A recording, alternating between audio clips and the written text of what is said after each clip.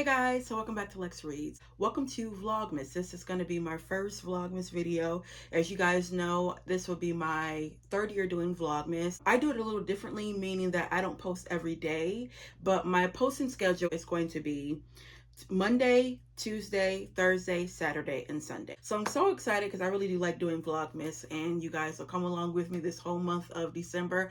I am officially in Christmas mode. I start listening to Christmas music. I'm gonna put up my, decor, doing a little Christmas shopping, which I've already started a little bit. But yeah, just start doing that and just crank it out. Before you know it's gonna be Christmas. So yeah. But before we get started, don't forget to like, comment, and subscribe. All right, so for this video, as you guys can see, I am doing my November wrap up. And with my November wrap up, I talk about the books, movies, and music that I listened to the whole entire month. Okay, so let's start with the books. So I read 5 books in total, which is really good. Again, I always say, especially this year, I don't care about the quantity of books that I read. I care about the quality of books that I, read. And this year it has been just like chef's kiss. You guys know I've been on this thriller kick. All of November I was on a thriller kick because I read, I would say, well, in October, I read my first thriller like ever. It was called Disclaimer by Renee Knight. And I was asking you guys your recommendations, and you guys came through. One of the recommendations that you guys said I should read was Not So Perfect Strangers by L.S. Stratton. And this is her first book. I will be getting her second book because I really do like the way that she writes. There were so many twists and turns, and I loved every minute of it. Y'all know I love a good revenge story. Also, I love a story that is not predictable, and this was not predictable. I think that's one thing with thrillers that I like. I don't want to know, I want to be wrong about the outcome. Love this book. Like I said, I will be getting her second book.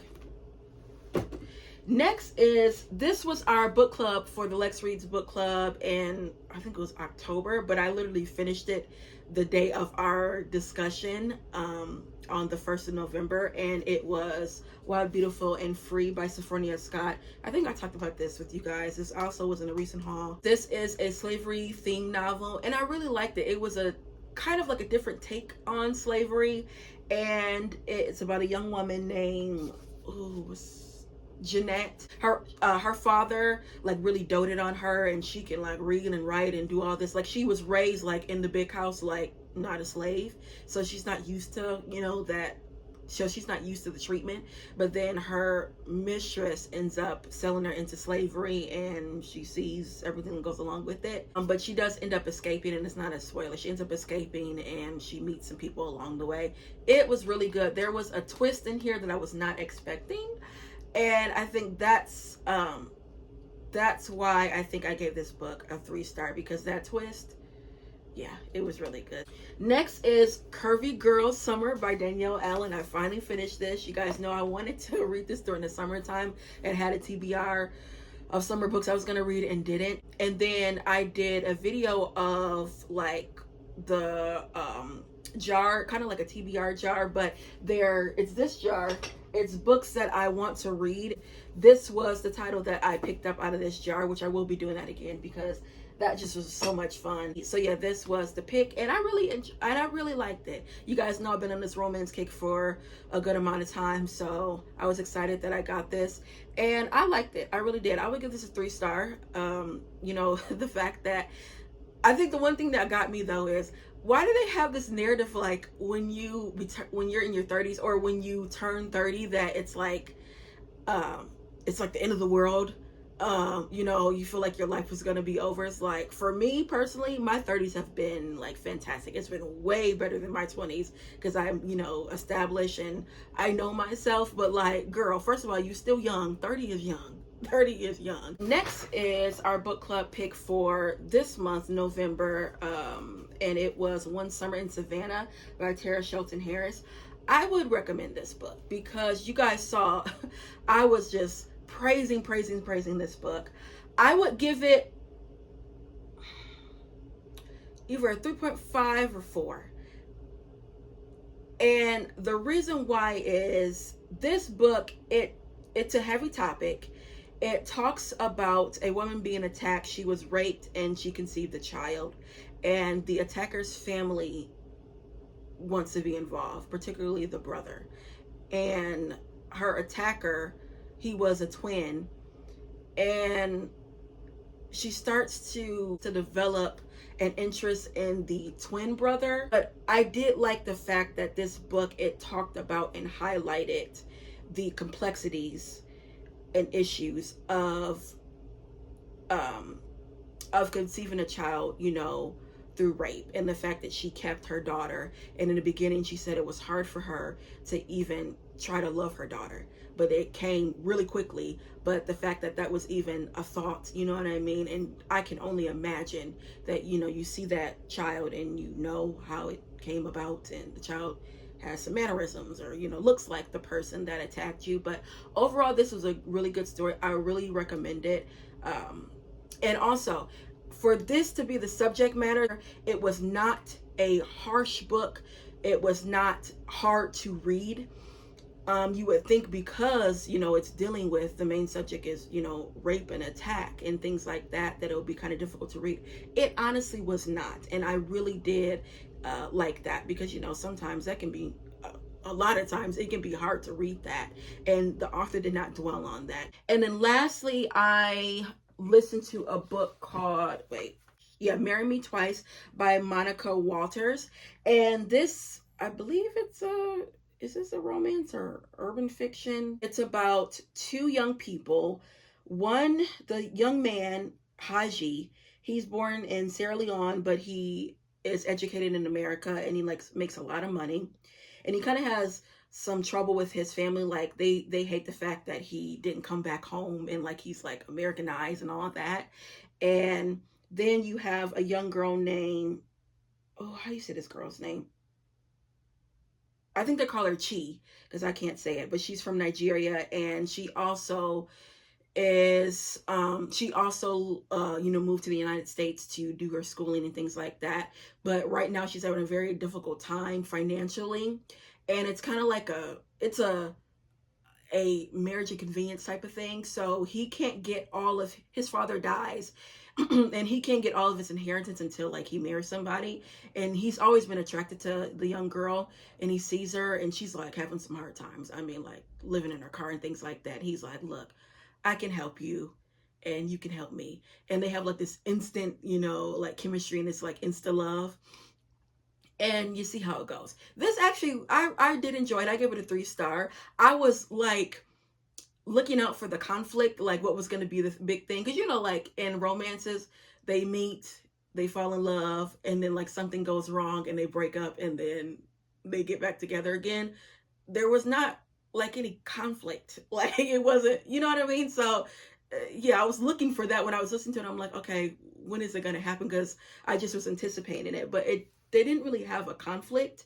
But I actually did it like that. I liked the way it ended. It was a fairy tale ending. It was a really fairy tale ending, because it's everything just wrapped up in a nice, neat bow, where it was kind of like, would that really happen? So that was it for the books. Now let's go to the movies. I only watched technically one movie and 2 shows. So you guys know I told you last month in October that I had been watching Suits, the TV show. Didn't watch it when it came out. I've been watching because my sister has been currently obsessed with it. So she was like, you have to watch it. I'm currently on season 3. I'm taking my time with it, because some days I want to watch it, some days I don't. Even though it's good, but you know, with that show, you really do have to sit down and watch it, because you will miss a lot of key points and things like that. It isn't a, you know, it is a show about attorneys and things like that. I really do like it. And then the last show that I finished was a disclaimer. You guys know also last month I was ranting and raving about the book Disclaimer, and it turned into a TV show, a limited series on Apple with Kate Blanchett and Kevin Kline, and it is so good. In the last episode, you know, it aired in November. And then lastly, I went to the movies yesterday and I saw Gladiator 2. Now, I didn't see the first one back in 2000, with Russell Crowe, which I do kind of want to watch it. I was surprised that I did like it. In the beginning, it started off a tiny bit slow, like a tiny bit slow, because to be honest, I was just waiting on Denzel Washington to come on the screen, and he basically like carried the whole movie. I mean, it's Denzel Washington, and I loved his character. He did that, okay. But yeah, I liked it.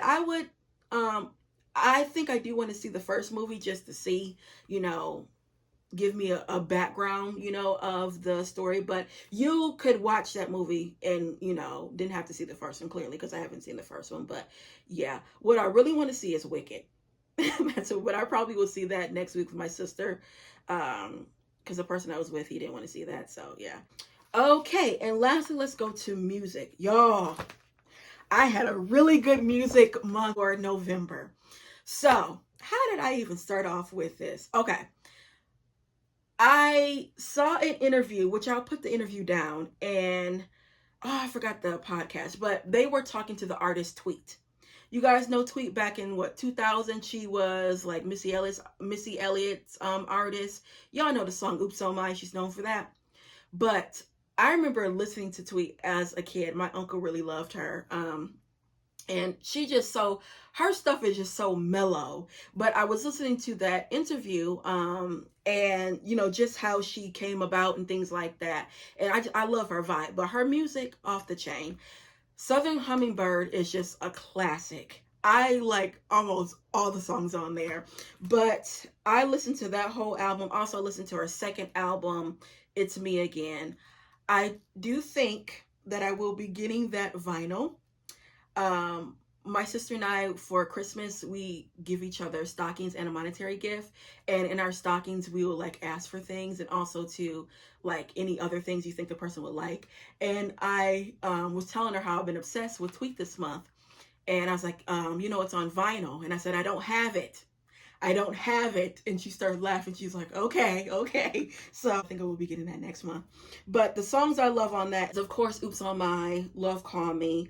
I love Cab Ride, My Place, Always Will. Those are My Place. I just played that back. Okay. So that's one of my favorites. And then after I was listening to Tweet, I started listening to another artist that I've been obsessed with and loved, is Selena Johnson. I had no business listening to Selena Johnson when I was younger because her music is real grown and sexy. And you know, when you listen to her, you just feel grown. But love Selena Johnson, love her voice. I also put down the what do you call it? The performance that I loved. It's a guy, I think his name is Nucci, and he does like the front porch, kind of like Tiny Desk, but he does front porch performances. It's so good. I also put Tweet's performance down because hers was bomb. But Selena Johnson, the songs I love by her. First of all, it was a new song that she released this year. It's called Black Balloon, and it's featuring her father. Her father was a blues singer named Sal Johnson, and love that song, love the message. So that was a new song that I like by her and will be buying it too.